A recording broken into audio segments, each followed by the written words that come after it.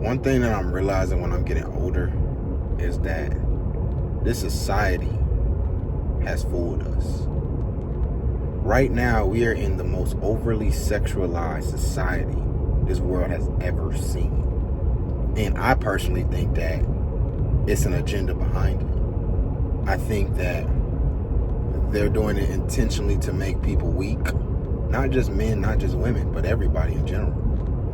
They're doing it to intentionally break up the family, because the more sexualized the society is, the more families are going to be broken up. Because the man, the woman, they're not going to want to be in one situation because everybody feels like they have so many options. Everybody feels like they have so many options. So I think the best thing you could do as a young person, as myself as well, is to be able to control your lust. Some people have energy that's more powerful than others. Some people, if you control your lust and put that energy into yourself, you're going to feel a different type of energy that you've never felt before. And I'm experiencing that right now as we speak. For some people, they're not naturally as sexual as others, and their energy isn't as potent. But it just depends. But that's what I've realized on my journey with me sharing this and talking to other people with it. It's like, everybody, it don't work the same for everybody. But one of the benefits that not being so lustful does, it gives you a clearer mind. It gives you a clearer mind.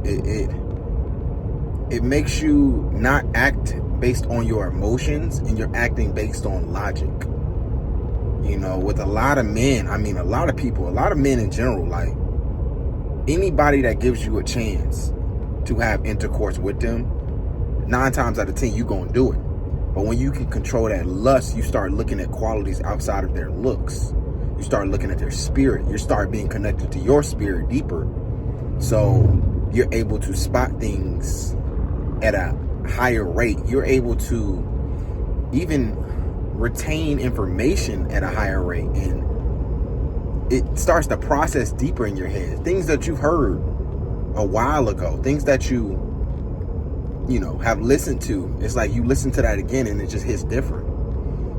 I was reading Proverbs a couple days ago, and I've read Proverbs before, but when I read it this time, it was like, whoa, it was like the words were speaking to me, like the words were hopping off on a piece of paper, or just jumping off the paper. And I'm like, okay, no, this is something. It's not enough studies done, because I be having a conversation with somebody who they believe that this is, powerful, but they don't believe it at the rate that I do. I think controlling your sexual energy is probably one of the most powerful things any person can do in general. Any man can do, because I can only speak on men, really, But I was talking to them about it. I'm just like, think about it.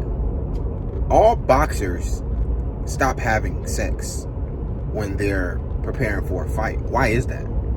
They're like, oh, well, maybe, it helps the dopamine, and the dopamine from your brain,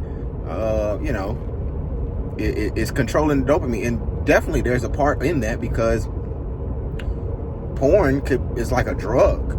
It's harder to get off watching porn than it is to, stop crack or something, like stop drugs, because of the hit and the potency of the dopamine that's going to your brain. But at the same time, I broke down that there's no studies on this, but if you just really think about it, the only substance that creates human life is semen. So I don't think there's enough studies done of how potent and powerful that is. It doesn't need to be much logic. In my brain, that's logical. The only thing that gives life to the human being that you put into a woman's egg is semen. And on every corner and on every porn site and on every site you can look at, it's just easily accessible to release that energy